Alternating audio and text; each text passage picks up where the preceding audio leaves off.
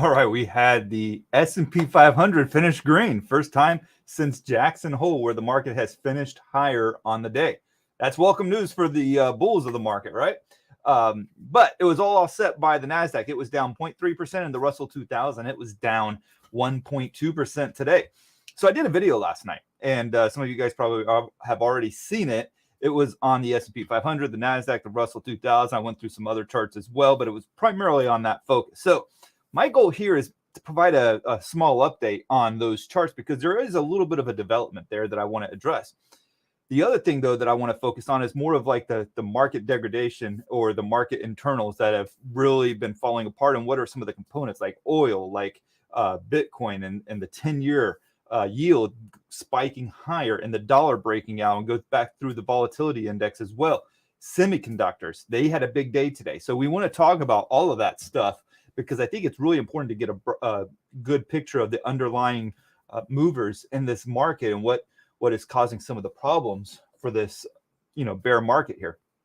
So we're going to get through all of that. Also, make sure that you are putting your charts and questions down in the comments for this live stream.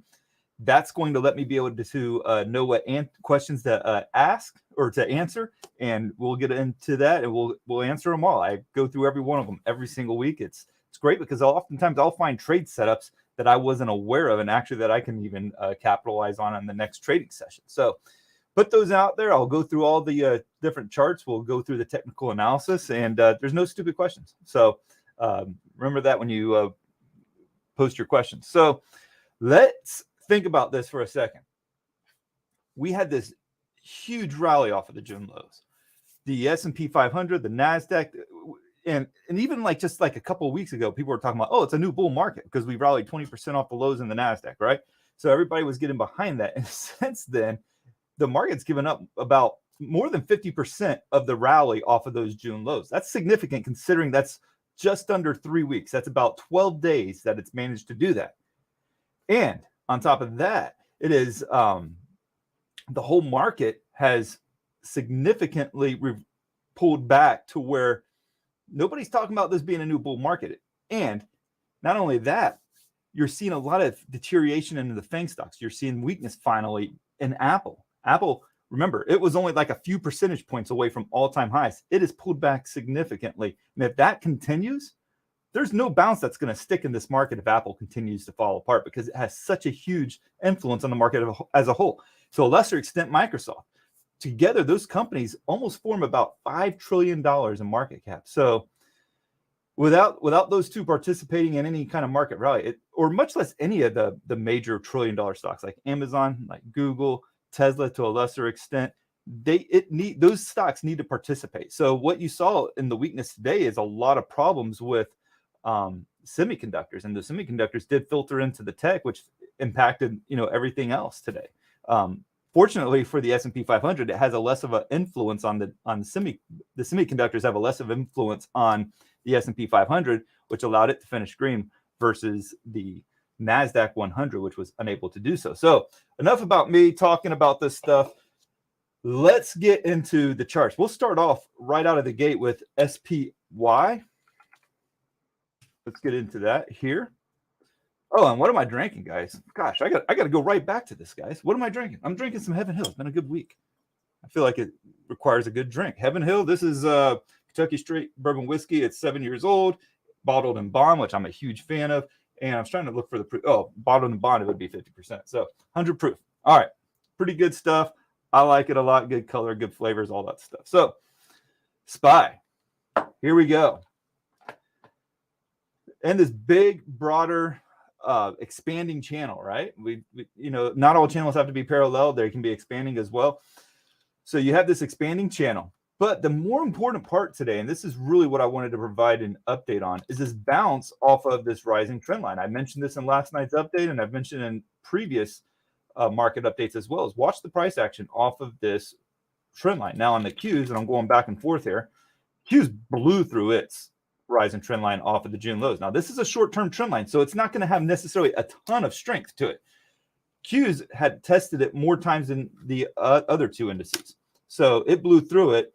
Just because it bounced off of it today doesn't mean it won't break through it tomorrow. There's a very good chance. Remember, we're about at one point today, we were well over 9% of a pullback in the overall market. So it makes sense that we would get a little bit of a bounce here, considering we pulled back 9% since last Thursday. Not since last Thursday, I'm sorry, since the highs of August. So we've pulled back 9% since the highs of August, but significantly so since the Jackson Hole sell-off. Makes sense to get that rally. We rallied a couple of times last week, and then we had the big sell-off that took us through into today. So we got this strength here off of this rising trend line. It's trying to hold it. I'm not putting a lot of faith in it. I didn't go buy any stocks. What I did do today is I did sell some of my position in SDS. I'm down to a third of a position there. And I sold some of my PSQ. So SDS is a 2-to-1 inverse of SPY. So whatever SPY does, it does the opposite of it to 2 times. PSQ is a 1-to-1 inverse. So whatever it does, it just matches it to the opposite direction. So PSQ had about 6% profits there. I have about 10% in profits on SDS. I took some of the off the table, so I still have a half position in PSQ. But what I would like to use is this bounce, essentially reload at a higher price with either more SDS, SH, which is a 1-to-1 of SPY, and or QID, or possibly SQQQ, but doubtful. So this is the big thing that we want to watch going tomorrow. If we sell off tomorrow, are we going to be able to hold this? If it breaks through it, I don't have a high level of confidence in the market going forward. But the other thing is a lot of people are saying, hey, Ryan, we are like way oversold, man. We are due for a bounce. And they'll look at things like the stochastics indicator down here, where we have like a reading of 7.5. Okay. Yes, that's significant. No one's going to dispute that. But when you look at it from a weekly standpoint on SPY, and it helps when I have a chart that's actually going to cooperate here. Every once in a while, this stuff happens. Okay, let's pull it back up here. Sometimes TC2000 gives me some fits in that regard. Always happens on air. It never happens by myself. So without losing my train of thought, we talked about on the daily, we're sold off on SPY, 7.5. But are we extremely sold off? Like when you take what SPY was doing at the heights of this rally off of the June lows, we were at like crazy levels. For a month, we remained oversold. We've been oversold overbought for like over a month. Right now, we've been oversold for like a week and a half. So not anywhere near what we saw before, to the other extreme. Even on the weekly, we hit overbought levels, right? On SPY. But where are we at right now in terms of being oversold on the weekly? Nowhere close to it. In fact, we're like at 65. We're barely off of overbought levels on the weekly. So the point here is being that we're not necessarily all that oversold right now. On the daily, yes. On shorter time frames, yes. Which can be what's giving us this bounce off of the rising trend line on SPY. But are we necessarily extremely oversold? No. In fact, T2108 would tell you, yes, only 33% of stocks versus 80% of stocks late last or a couple of weeks ago were trading above their 40-day moving average. Now only 34% is trading above their 40-day moving average. Yes, that's a big move, but we don't talk about extremes really until we get down into these like single digits, like 8, 9%, maybe even like 2 or 3%. That's where you really see some massive bounces. So nowhere near that at this point. When June lows hit, we hit like 2 or 3% right there, or actually 9%. So big difference between 34% and 9%. And then you got the VIX. Where did most of these reversals take place that we've seen so far this year, and even in years past, going all the way back to September? This huge resistance level here going all the way back to September 2020. So if it gets up to like 33, 34, yes, then we're talking about a potential for a significant bounce. If it blows right through this level, then we're starting to talk about capitulation, which could ultimately lead to the ultimate bottom in the market. Man, I am talking a lot here. So, talked about the oversold nature of the market. Yes, it's oversold on the shorter time frames, not so much on the longer time frames. Let's talk about oil. Oil is one of those things where it's almost gotten to a point where it feels like a broken commodity for trading. You get, actually, let me pull off of this chart for a second. We'll look at energy, for instance. This one was setting up pretty good. I know it's kind of a a mess to look at. Let's just get rid of some of these lines here, but in fact, we'll get rid of this one too. You had this, what looked like a cup and handle. Let's just get rid of some of the most recent action here. Cup and handle pattern, and it broke out of the cup and handle pattern. This looked really good. I was saying, hey, this is a legit trade setup. The only thing I didn't like about it, and the reason why I didn't get into it, is it gapped above my ideal entry price and never came back. And then it kept going higher, and then, okay, we got a little bit of consolidation there, but then look at it, just fell apart the last 3 days. So that's really discouraging from a trading standpoint. That's also why it's important to use stop losses, because you can avoid these kinds of meltdowns and be able to still walk away with at least a profit. If you didn't use a stop loss, you're lost all your profits, and you're in the red now. Notably in the red from about a few percent at least. So that's XLE. That's the energy sector. And then when you combine that with like what you see in Schlumberger, I mean, really like this trade setup here, similar cup and handle pattern. And it broke out, came right back down, just like what we saw in the energy sector. So it's been really difficult to trade all your energy stocks. Yes, there's profits that can be made, but man, there's that fine line you got to toe, because there is a lot of volatility in energy. So then you're like, man, how loose do I really keep that stop loss? But I also don't want, like this last 3 day sell off to just wipe me out of a position. So let's go to oil then. So with oil, everybody's like, okay, we got high inflation. Oil's come down off of, oil's come down off of its like highs of like what 130 it reached at one point. So now they're saying, okay, inflation's going to come down, everything's going to be fine in the economy again. Well, when you have a bear market, it's usually the top of a bear market is marked by the fact of really, really high oil prices. Let me explain. You go back and look at the weekly chart of oil. Not as good moving around on the TC 2000 or on TradingView, but look at this. This is 2008. We peaked with oil in 2008 last time. Look at how high it got, and this was the last huge rally in oil. And then what did it do during the 2008 recession? It came down dramatically. It went all the way down to like 32 from 148. Now let's go back to the 2000 .com bubble. Surely that maybe is just coincidence, right? Where am I at here? Trying to find myself. Okay, here we go. So here's 2000. 2000 peaked at about 36 when the .com bubble burst. What did oil do? It goes down to 17. So that was a 50% pullback. So let's just say for a moment that oil is going to have a 50% pullback here. So we hit what, 130? That would mean that we're going to probably see 65 at some point. Okay. I think that it could probably go even further lower. It could probably hit 50. I mean, if there's no demand, there's going to be lowered oil prices. There's still a significant amount of demand in this economy. And that's what the Fed is trying to kill, along with the inflation, because high demand and you don't have enough supply, that you create a lot of inflation that way. So oil, let's go back to the 1 day chart though on oil. Double top pattern here, right? Make sure I'm on the daily. Yep. So we've talked about this resistance level here, or it's support, right? Well, it's kind of resistance now, but this has been kind of like a major support resistance level, depending on what side the price has been on over the years. So right now, price is just below it, significant selling over the last 3 days. And you got the double top pattern as well. It looks like this thing could go still much lower. I would not be surprised if by the end of September, if we're not talking about prices in the 70s on oil, especially with demand deteriorating, inflation going up and everything like that, people are going to start cutting back. So keep an eye on that. So we've talked about oil. We've talked about, we haven't talked about semiconductors yet. Let me get rid of this platform here. Let's talk about semiconductors, because a lot of people love their NVIDIA. They love their AMD. They love all those different semiconductor plays, right?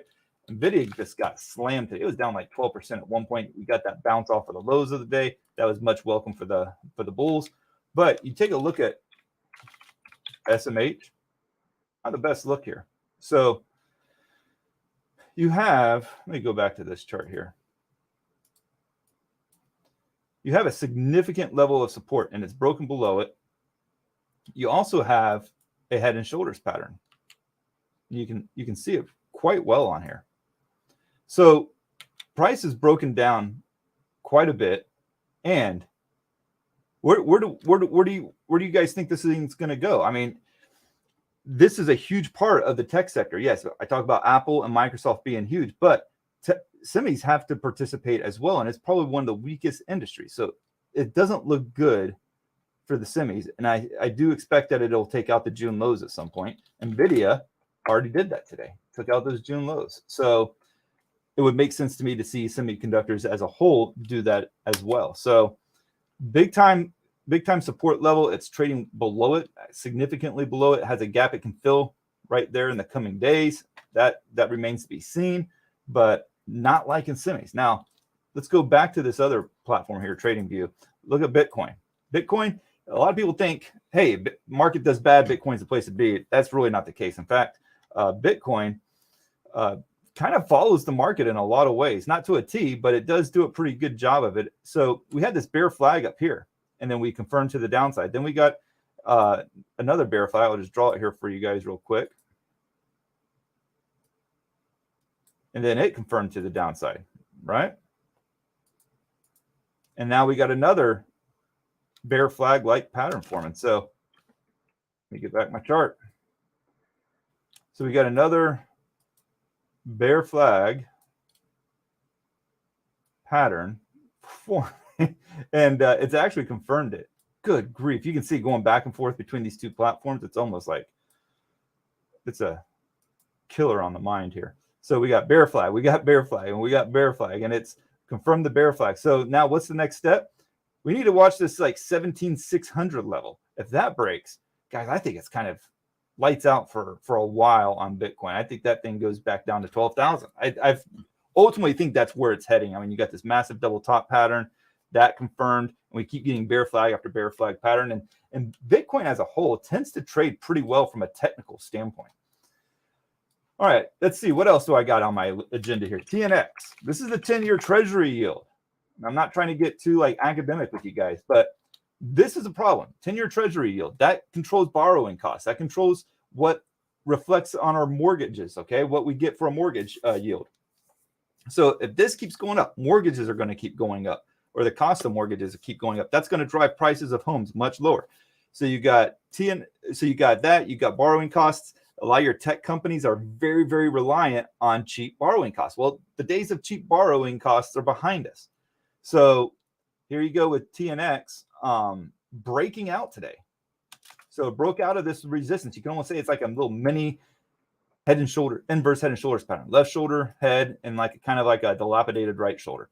Breaks out. So I think this is going to go test the June highs that was formed when the market formed its June lows. So keep an eye on that. That would be significant if we get back up to 3.4, 3.5%. That's not good for the market. What else am I forgetting about here? We talked about the VIX, UUP, dollar, soaring dollar. That's going to make it very difficult for other countries to be able to buy our products because the dollar's so high. So dollar's breaking out. Okay, this is pretty significant when you look at the grand scheme of things. Where's the dollar at on UUP? This is a bullish fund on the US dollar. It's higher than it's ever been. So that's pretty big. Like a cup and handle pattern here at the highs, at the cup, you got the handle, you got the breakout. So all this stuff doesn't make me think, hey, the market's doing pretty good here, because it just really isn't. All right, guys. Let's look at some of your charts here. I apologize for taking as long to get through all that stuff as I did, but I think it was worth getting through all that. Let's see. We'll start off with KB. Can we get WMT, CHPT, and XLE? We did the XLE, so we're good to go on that front, right? Let me bring down my face a little bit here. But yeah, let's knock out Walmart. Looking pretty good today. I was looking at this one earlier this morning. Not bad. I mean, here's your long-term trend line, right? That's on the weekly. You got support underneath here at 117. But yeah, this trend line goes way back. And then you have on the daily here, maybe what could be a bull flag like pattern here, maybe a little bit too steep for it to be a bull flag, but I mean, nonetheless, if it can break out of that flag like pattern, which actually looks like it is doing, right? If you can break out of that flag like pattern, and let's go ahead and just get rid of this line there. What I want to see is, where is it at relative? See, it looks pretty good. So you have this little support level here on WMT. I think I got to add that to my watch list for tomorrow. That does look pretty good. So, and it's actually had some relative strength. I mentioned before, we're down like 5 days. Coming in today, we were down 4 days in a row. We were trying to make it 5 for most of today until the very end when the market rallied. Walmart volume has been really low, so it hasn't seen a ton of sellers coming in, much unlike the market, which has had above average volume.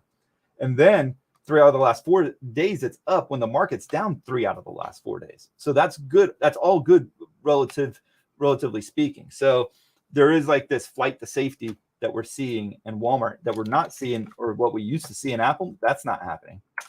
I mean, it rallied today and it did a good job, but that's not where people are putting their money at right now. And you look at like Nuclear Energy. This has been a safety stock over the years. I mean, it was down 4 out of the last 5 days. It's just following the market. It got a little bit too hot as well. Then we got CHPT, ChargePoint Holdings. You see, I've done a little bit of marking up on it over the years. Just trying to find where that trend line might be on this one. It looks like it should have one. Where exactly we want to draw that at? Right there. So trend line, it's broken. It looks like you might have a rising channel on this thing to be paying attention to. I don't know. I mean, I don't know if the chart's all that good looking at this point. It's in this rising channel. I think if it breaks below this rising channel here, I don't think that's a good reason to be holding on to the stock after that point, because that would be violating a key support level. But I don't necessarily see a reason to get long on it either. I do like Walmart. Not really crazy about CHPT. We've already talked about XLE, so that probably answered your question already. We got Luke. Luke, man, hope you're doing good. He writes, crazy times, right? Haven't been in the trading block for a while, but I have been using what you taught me and turned a measly $10 into $100 over the last 3 weeks. That's an awesome job, man. Awesome. That's really good, man. And geez, $10 into $100. That's good. I'm happy for you, dude. Keep up the good fight, man. Keep managing the risk too. And one of the things I would tell people too is don't get too caught up in the how much money you're making, right? In terms of, oh, I'm up $90 or I'm up $1,000 or a couple $1,000, because the more it gets higher, the more your emotions start to get really, really impacted by the dollar amounts. If you're planning out the trades, you're putting your stops in place, and you understand the parameters going into it, it's much easier to control the emotions when you're not dollar watching. You guys know that. I talk about it a lot in the podcast. Probably will continue to talk about it in the future. But for Luke, good job, man. Let's go back to this. So SOXL, that kind of goes back to the semiconductors here. So we probably don't have to spend too much time on this one. Don't use SOXL for your technical analysis. The reason why I say that is use semiconductors. Semiconductors is what I'm going to follow on when I'm making a decision on a stock, on an ETF like SOXL. SOXL is the derivative of SMH. So it makes sense to base our trading plan off of SMH. So we'll look at SMH here. We've talked about it a little bit already. We talked about the gap that was formed today. Nice little rally off the lows. Again, I'm not a huge fan of semis right now. I think there's a lot of problems there. I mean, it's declined quite a bit. I think since last Thursday, it's down 8.2%. So anybody that's holding on to it, not named Nancy, is doing pretty horrible on this thing right now. So the next support level for me on SMH, I would be looking at 190, 199.91. You got the support level right here is what I'm really looking at. So yeah, about 191. That would be the next support level that I would be targeting. All right, thoughts on Hershey? Man, I haven't had that one in a long time.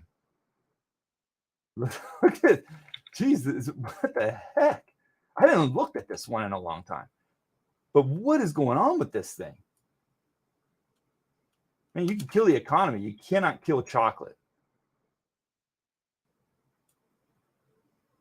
I know that for a fact because my wife is like, everything else can go to crap. You ain't taking chocolate from her, that's for sure. So you got this, it looks like you got a rising channel here too. Really interesting chart. You could almost say that we have a double top forming on this, but I wouldn't say just quite, because they're just very uneven ones here. And and they don't have to necessarily be perfect, but the reason why I kind of steer away from that is because you're still in a trend of higher highs and higher lows. So it's not like it doesn't really have that feel of a double top to it. So you got that short-term rising trend line there. It's barely holding on to it. It actually had to recapture it today. I wouldn't necessarily say that this is like recessionary proof, but I mean, it's a staple. So those tend to do a lot better from a sector standpoint.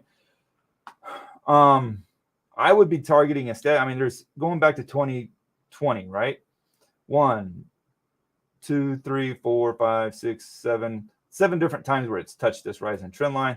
Hasn't touched this at all this year, but probably means it's kind of overdue for that as well. It got well detached from that rising trend line. Ultimately, man, if you could get this thing at like 140 again, you know how amazing that would be. I have a high or a low level of confidence that that's going to happen. Really, really good stuff, Alan. I appreciate you sharing that one. I'll add it to my watch list too. I always like ones that are bucking the trend. Apple and Google. So Apple, what we got with Apple here, you have this gap fill. It finally filled today. See that there? Nice little gap fill. It tried to rally off of that 50-day moving average there. It did break it at one point. Finished green. We talk about that June low trend line here, and maybe this is like the first time I'm actually catching that on Apple. Trend line off of the June lows, it hasn't been tested really since what, June 30th. So it's pulled back, tested it today on September 1st. So you're talking about 2 solid months that it hasn't tested, but it did hold it. I think you got to pay attention to that going forward. Again, I'm not bullish on this market at all. I don't have a high level of confidence that we're going right back up to where we were just because we finished one day in the green. I don't have a high level of confidence that we're going right back up to 173 where this resistance level is. Google, you can't really do much with Google right now. Here's the reason why. You see this sideways channel here? You can get rid of this thing. That doesn't mean much anymore, but this sideways channel really is keeping you from having much of an opportunity. I mean, what are you going to do with it? It's just stuck in a sideways channel going all the way back to May. It hasn't made up its mind from a bullish or bearish standpoint. To its credit, it's weathering the storm a little bit better over the last few months than other stocks, but it just can't give us a clear direction. So if it's not giving us a clear direction, no matter how much we like it, dislike it, can't really make a move on it. Man, that Heaven's Hill is good, guys. Can't find. Ooh, that one hit. All right. So thanks for that one, Kevin. Kevin Ho to Kevin Hawthorne. Good evening from Lakeland, Florida. Cool place, man. I like Lakeland. We used to go around that area all the time growing up. My parents had a little place out there. Actually, it was a little trailer park on, not a trailer park, but it was like it was a trailer on a lake. It was really cool. My mom could make anything out of nothing. Let's see. What do you think about the rest of the year in general? So here's what I'm thinking. So let's go back to the VIX, and I mentioned this just a little bit in passing. I think if we don't really push through this 32, 33 level in the VIX, I'm not so sure we're going to finally get that capitulation. What you really want is that capitulation, kind of like what we saw with the COVID when we just completely capitulated back then. I mean, you go back to 2018 when we capitulated there. I mean, every bear market has these extreme moments of capitulation. But what we're not seeing right now is any capitulation. We just keep bouncing off of this 33, 34. So I would probably say with this recent selling, let's say today's bullishness in the SPY reverses, we can push to that 33 and we get one of these crazy moves. Let's say we get up to like 45, 46, 47. At that point, I would start to think that we are forming a legitimate bottom in the market. And maybe that's a time where I would feel comfortable with maybe taking some of the cash in my investment accounts and start putting those to work. I haven't done that yet. I've done a little bit, but very little to worth mentioning. So that would be my outlook. That's what I would be looking for technically. I think we still go lower here. I would not be surprised if we took out the June lows, and that would be probably where you would start to see this move above the 30s. Cost and MCD, man. Let's look at this one. Thank you, Skyheart, man. He's one of the nicest dudes, man. I've never met the guy, but always saying nice things on the YouTube. I always appreciate it. Makes me feel like I did a good video when I see his comments. So Costco. Golly, this is a messy chart. What we need like a fresh chart here. I ain't gonna torture you guys with that. So the things that are most meaningful to me on the Costco chart is this head and shoulders pattern. Probably you can see it pretty well on the 30-minute chart. You get the left shoulder. It's kind of a big left shoulder there. Let's go ahead and just draw it up. Left shoulder, then you got the head, and then you got the right shoulder. And then it broke through, retested, came back down. Maybe we're looking at another test of this like 532 level. Nonetheless, I don't think it's a really bullish chart by any measures. I think it's one of those charts where if we get significant selling in the weeks or months ahead, I would want to be a person who maybe added that to the long-term portfolio. But right now, I'm a little bit nervous about, trying to dip my toes in the water on this one. It had a good rally today, 1.4%, recaptured the 50 intraday, recaptured the 200 intraday. So that was all a strong move, but I'm not so sure about that one right now. I don't see a definitive bullish edge in getting long on it. MCD. All right.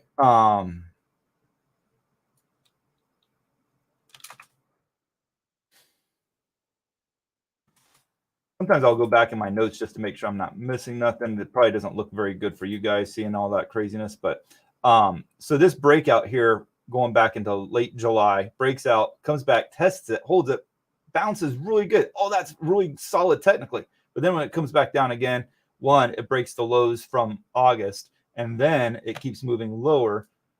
It's finding a little bit of support at the 200. Good sign there. 1.7% up on the day. Essentially like bullish engulfing candle pattern there on today's pattern versus yesterday's pattern, and pretty much engulfs all of Tuesday's almost. So pretty good, right under the 50-day moving average. But that break in support concerns me. That makes me want to see, okay, can I get into like maybe a better price at around 244? That would be a more ideal bounce opportunity for me on that stock. Let's see what Sam S. Let's see, Apple, UNH, UNP, XLV. So healthcare, staples, Apple. We talked about Apple. UNH, let's look at that one. So a lot of your healthcare stocks did really good today. We'll start with XLV, in fact.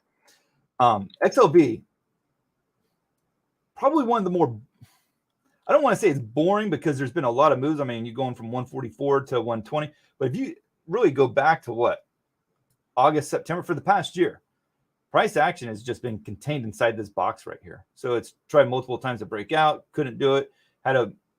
Maybe you could even say, well, Ryan, maybe this is the more legitimate range, and this was a false breakdown. It was a breakdown that couldn't sustain itself. We tested the bottom end of that range today, and we got a strong bounce. So it's not necessarily what I would call a overly exciting sector. Maybe there's some legs to this bounce today to where we can get it to go back up to like 132, 133. It's been very interesting though watching healthcare, because there's a lot of days where the market will be selling off and it's the only sector that's trading higher. So I think there's some moments of relative strength in the sector. I just don't know if it's one that you can constantly count on, because you take like PFE, that one looks like it's breaking down, but then you look at UNH, take that, decent, right? And you take like Cigna, pretty solid. You got a bull flag there in Cigna. I would say for UNH, the 200-day moving average continues to be a launch point for this stock. This goes all the way back to 2020. So you got bounces right here, and then you got them again here in early 2021, and then in late 2021, and then again we break below it, but we quickly reclaim that 200-day moving average back in June. So if I was looking to get long, I'd probably be looking to get long off of the 200-day moving average and nothing before then. If it breaks and it sustains a move below it, or let's say it just breaks below, you could say if it breaks below that key level there at 450, that would be very troublesome. Now it's $75 away. So for me, from a swing trading standpoint, I wouldn't want to give it that much room to work against me. but there's not a lot of other support levels in between. So that's kind of a hard one to say right at this point here. UMP, Union Pacific, man. When was the last time I did that one? Let's see here. Support. That's some good looking support right there, guys. Tighten that up a little bit. 203, 204, 205. Yeah, about 203. Declining resistance here.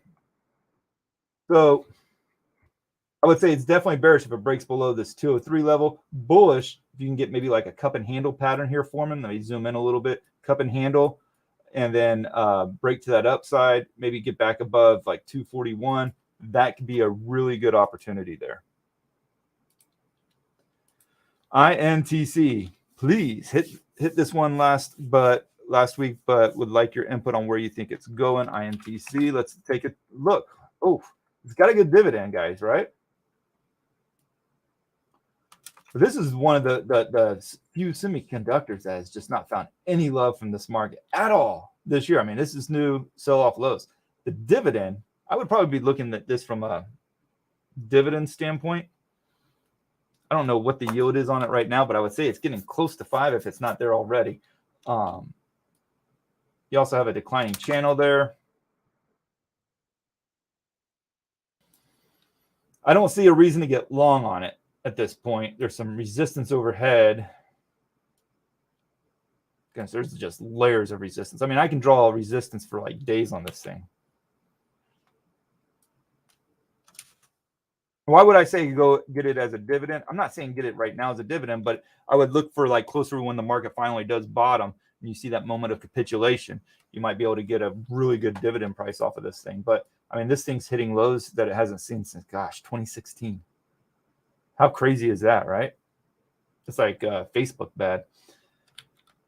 I wouldn't probably say get bullish on it unless it can break above this declining channel. That's probably the only way I could see it happening. From a swing trading standpoint, of course. ACHR. What do we got here?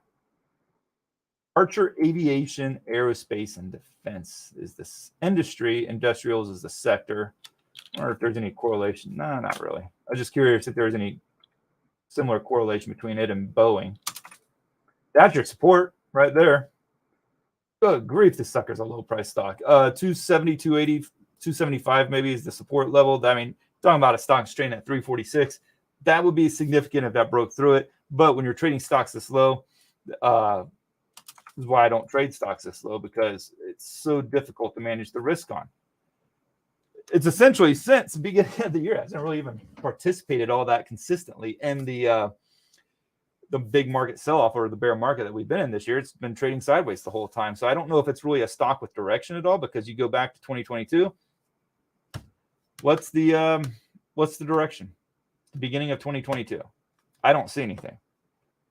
So in any case, guys, good stuff from y'all today. I've got some stuff that I need to make sure that I'm watching INTC from a dividend standpoint. Apologize for not being with you guys last week. I came down with COVID. The whole house had COVID. My wife had it. Obviously, we're sleeping in the same bed, so I got it. Pretty sure I did. I just had a lot of fatigue. I was just falling apart at night. But Walmart, Hershey, Intel's one that I like to watch from a dividend standpoint. All good stuff. Take a second here just to talk about trading a little bit.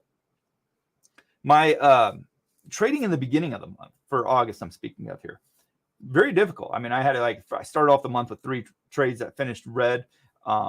Came back with a couple of small winners. Then I had another couple of losing trades. But I always talk about lose fast, win slow. What does that all mean again? Well, when I'm losing fast, I'm keeping those losses from really getting out of hand. When I'm winning slow, I'm allowing that stock or that ETF to really move as much as possible to really capture the most possible gains that I can, that big chunk of the move. So when you're not trading discipline, one losing trade can wipe out a history of good winning trades. But when you're trading discipline, one winning trade can wipe out a history of bad trades. Or of losing trades. And so that was kind of like what happened with August. I think I had 7 out of 13 trades finish in the green. And then 2 trades essentially put me in the green for the entire month. So it's not always so much about winning on every trade. You got to be willing to lose as well, because sometimes the losing is what sets you up to win in the long run. Because in this case, had I just been bag holding, I would never have been able to come back. You've got to cut losses. And I think it's a really hard concept, but once you start to believe it and to understand it and realize that losses are okay, you'd be surprised at how well you can do for yourself in the stock market. So again, make sure you guys like and subscribe if you're watching on YouTube. It does mean a lot to me. Comment in the sections below if I forgot any of your charts, and I'll try to include them for next time. And make sure to check out the member button down below, or the join button down below. That's going to give you access to some really cool features. That's going to give you additional videos that I do. I do about 2 videos every day for members. They're really good. They give updates on the market. They give you updates on big tech stocks. There's just tons of stuff, even posts and watch lists as well. So really good stuff. Definitely recommend checking that out. Thank you guys. Cheers with some Heaven Hill, and God bless.